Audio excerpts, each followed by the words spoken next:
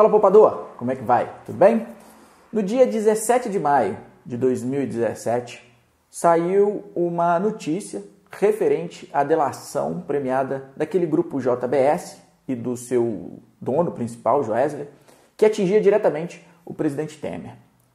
No dia seguinte, no dia 18, houve uma derrocada dos mercados, ou seja, a Bolsa de Valores chegou a cair 10%, recuou e fechou acho que em 8% em alguma coisa. As taxas de juros subiram e isso afetou os títulos pré-fixados e os títulos Tesouro IPCA do Tesouro Direto.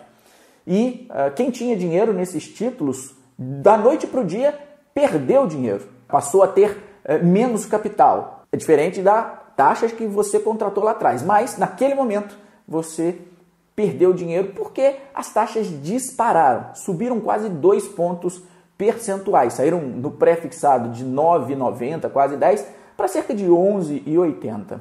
Então o Diego, que sempre assiste os meus vídeos aqui no YouTube, fez uma pergunta que motivou que eu gravasse esse vídeo em função de eu acreditar que seja uma dúvida de muita gente. Então, se você também tem essa dúvida, comenta aqui embaixo.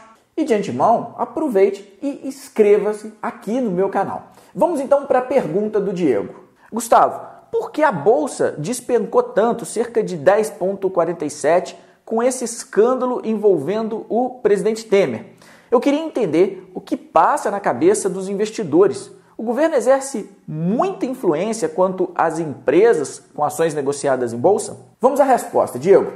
O governo ele exerce influência sobre as empresas negociadas em Bolsa que ele é o controlador, como por exemplo a Petrobras, como por exemplo estatais como o CEMIG, onde não o governo federal, mas os governos locais exercem influência, e algumas outras empresas que o governo federal também exerce influência através de regulamentação. São setores específicos, como por exemplo o setor de logística, onde eles vivem de concessão, e as empresas que trabalham com pedágios. O governo pode baixar alguma regulamentação que mude, que transforme, altere a estrutura desses setores.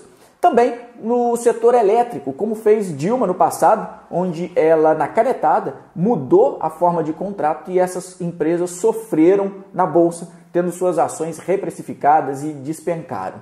Mas o governo, o principal temor dos investidores, quando você tem uma desestabilidade governamental, nem é tanto em relação às companhias, e sim em relação à economia. Porque é preciso entender o contexto que a gente está passando agora. A gente vem com um governo, no caso do Temer, sucedendo um outro governo. Esse governo do Temer tinha como pauta aprovar medidas de contenção de gastos importantes para essa gestão, ou importantes para que o país continue, cresça, mas sem essa pressão inflacionária.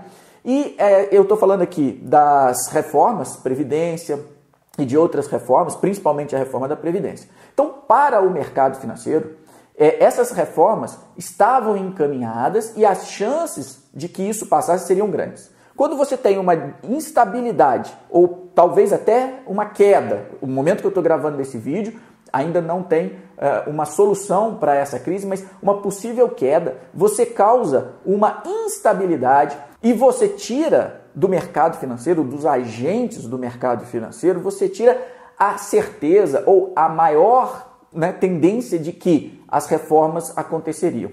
Então o mercado se preocupou exclusivamente com isso, em que será que lá na frente as reformas necessárias vão ser feitas?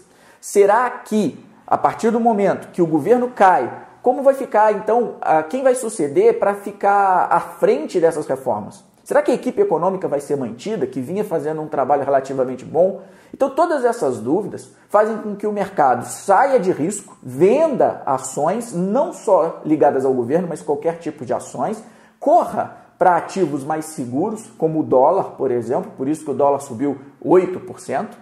E um outro detalhe muito importante, quando você tem essa instabilidade, quando você não vai, quando o mercado vê que a chance do governo reduzir o gasto através das reformas, previdência, enxugamento de máquina e qualquer outra que seja, esse governo ruiu, está caindo, será que isso vai continuar porque isso é prerrogativa para o Banco Central aliviar a Selic. Foi por isso que as taxas de juros dispararam e hoje o Tesouro Direto quem tem Tesouro Direto teve perda e essas taxas do Tesouro dispararam. O risco dos títulos soberanos da dívida brasileira ficaram mais caros. Então é importante, a sua pergunta é importantíssima para que você entenda todo o contexto para fazer investimentos.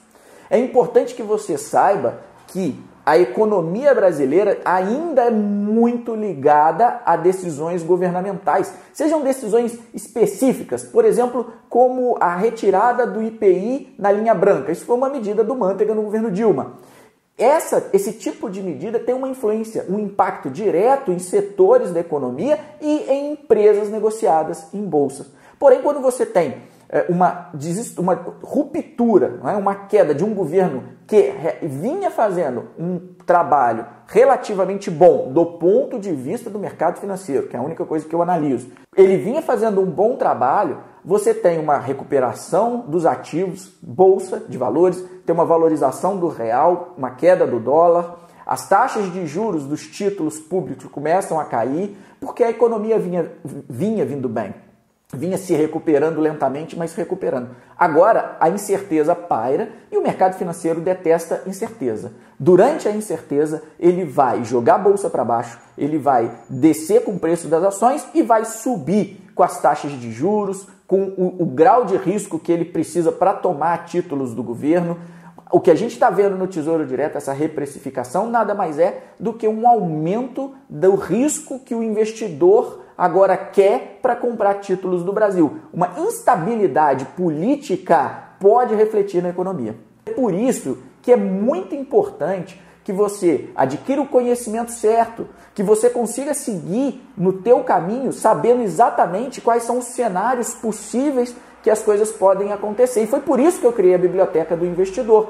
A Biblioteca do Investidor não são somente os e-books que vão te guiar, que vão te dar inteligência financeira para você desenvolver a sua capacidade de análise. Ela é composta de uma área de membros e de um grupo no Facebook, onde eu participo ativamente, explicando mais a fundo o que está acontecendo ou o que vem acontecer com todos os tipos de ativos. Se você quiser conhecer a Biblioteca do Investidor, está o link na descrição desse vídeo, está o link aqui no cartão também. É só clicar e ir lá e será um prazer ter você como membro. Diego, muito obrigado pela pergunta e é um prazer. Se você gostou desse vídeo, pode dar um like e comentar aqui embaixo. Se você não gostou, pode dar um dislike também, mas comenta por que você não gostou. É através desses comentários que eu vou melhorando e vou trazendo conteúdos cada vez melhores para vocês. Um grande abraço e a gente se vê no próximo vídeo.